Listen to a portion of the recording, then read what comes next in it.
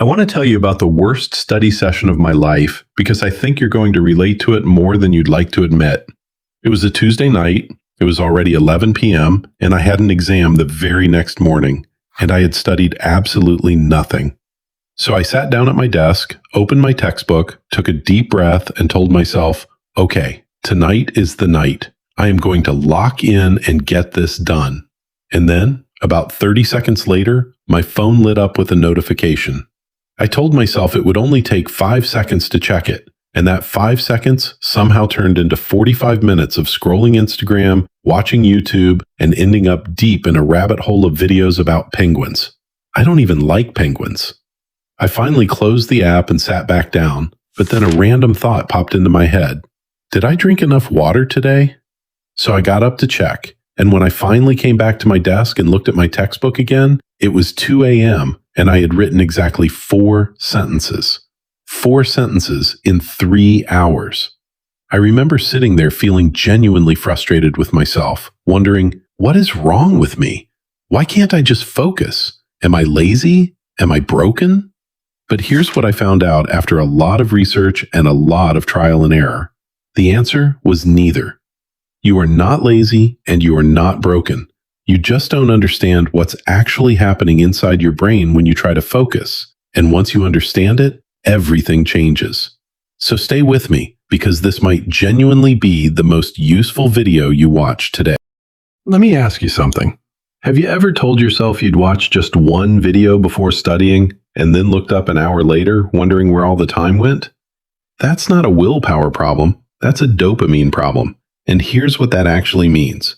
Dopamine is a chemical your brain releases whenever something exciting or rewarding happens, like getting a notification, hearing a funny joke, or discovering a new video. Your brain absolutely loves dopamine, and it is constantly looking for the fastest way to get more of it. Now here's where the focus problem comes in. When you compare studying, which is slow, difficult, and gives you no instant reward, to scrolling social media, which is fast, colorful, and gives your brain a new dopamine hit every few seconds, your brain immediately recognizes which one is the better deal, and it chooses the phone every single time. This is not a character flaw. This is not laziness. This is your brain doing exactly what it was designed to do. Find the highest reward with the least effort. So the question you need to be asking is not, why am I so distracted?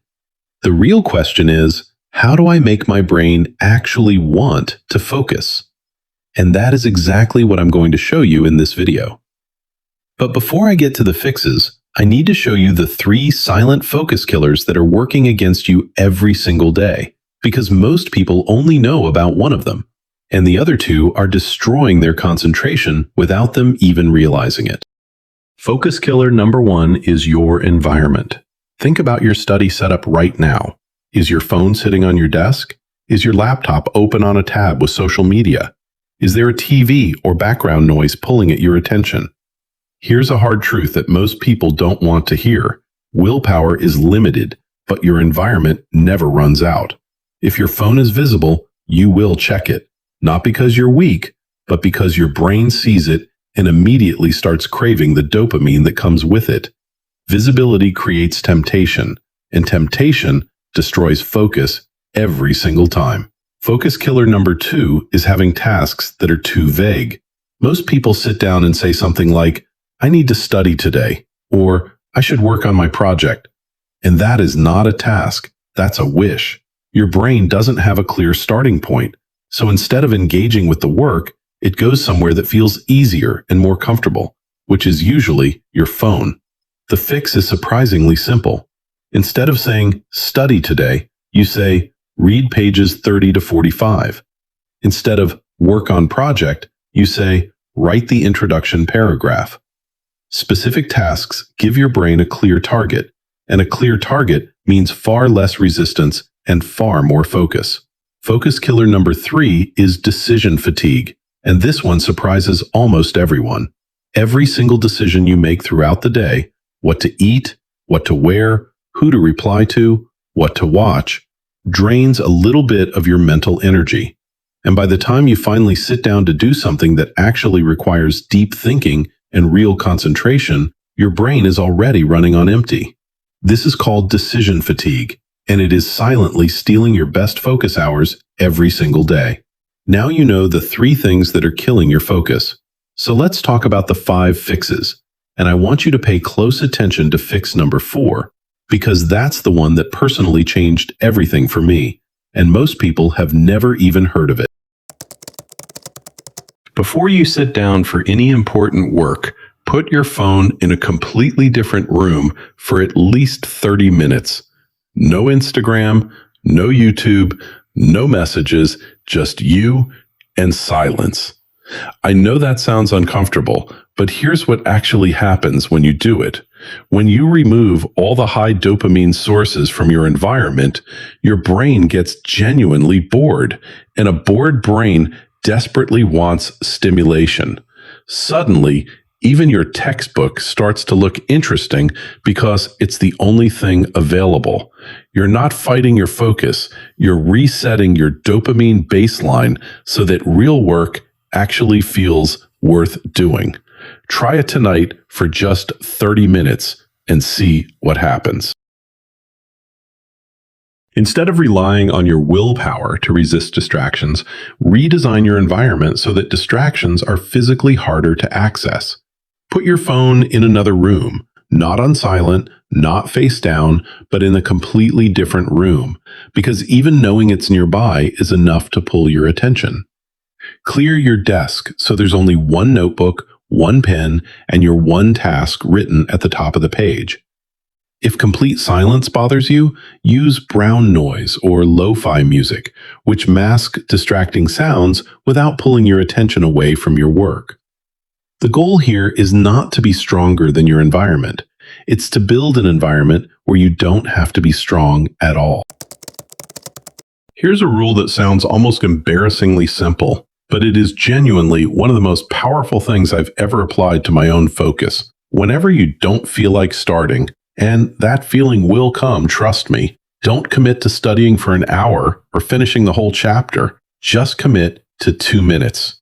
Tell yourself, I will read for 2 minutes, or I will write for 2 minutes, and that's it.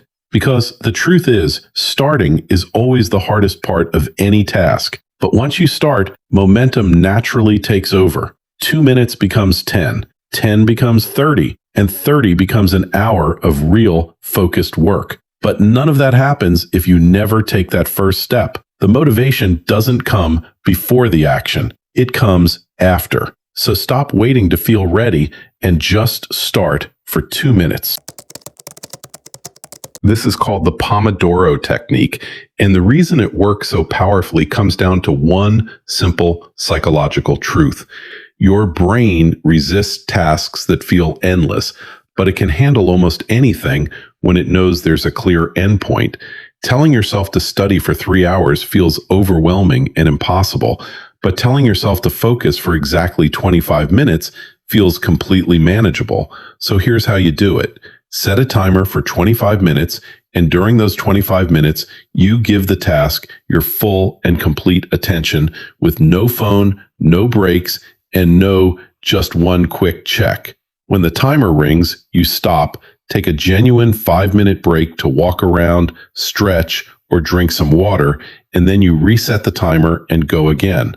3 rounds of this gives you 75 minutes of real, deep, distraction-free work, and that is more than most people produce in an entire day of sitting at their desk and trying to study. The first 30 minutes after you wake up are the most powerful focus window you have all day, because your dopamine levels are naturally balanced, your mind is clear, and your willpower is completely full. But most people destroy this window immediately by checking Instagram before they even sit up in bed. And that one scroll, that one early dopamine spike, raises your brain's baseline so high that everything else for the rest of the day feels boring and unstimulating by comparison. Your brain spends the entire day chasing that early morning dopamine hit, and nothing, not studying, not working, not creating, feels interesting enough to compete with it. So the rule is this: No phone for the first 30 minutes of your morning. Drink some water, eat something, and write down your one main task for the day before you do anything else, because whoever controls your morning controls your entire day. I want to share something with you that I genuinely wish someone had told me a long time ago. Focus is not a talent that some people are born with and others aren't. It is a skill, and like every other skill in the world, it gets stronger the more consistently you train it. Every single time you resist the urge to check your phone when you're in the middle of something important, every time you complete a 25-minute Pomodoro session, even when your brain is begging you to stop, and every time you start before you feel ready, you are making that focus muscle just a little bit stronger than it was yesterday. The first few days of doing this will feel genuinely uncomfortable, and your brain is going to fight back hard. It will tell you that you deserve a break, that just one scroll won't hurt, that you'll be more focused after you check your messages. Don't listen to it.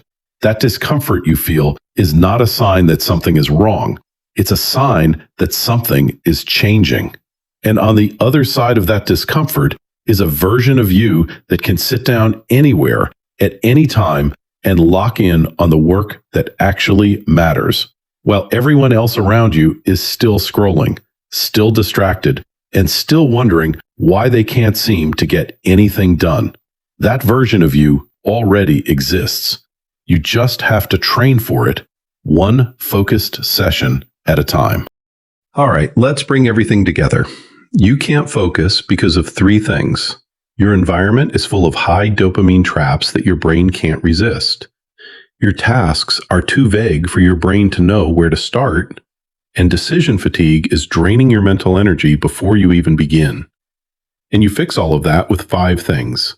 A 30-minute dopamine reset before you work, a distraction-free environment that makes focus the easiest option, the 2-minute start rule that gets you moving before motivation shows up, 25-minute Pomodoro blocks that make deep work feel manageable, and protecting the first 30 minutes of your morning so your brain starts the day in the right state.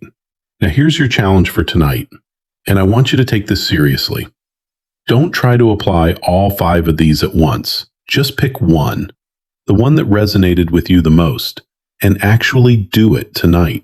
Put your phone in another room for 30 minutes, or set a 25-minute focus timer right after this video, or make a decision right now that tomorrow morning you won't touch your phone for the first 30 minutes after you wake up. One action tonight is worth more than 5 plans you never follow through on. If this video gave you something useful, please hit the like button. It genuinely helps this channel reach more people who need to hear this. Subscribe if you want more videos every week on focus, discipline, and building the best version of yourself. And drop a comment below telling me which of the 5 fixes you're starting tonight, because I read every single comment and I'd love to know. I'll see you in the next video. Let's level up together.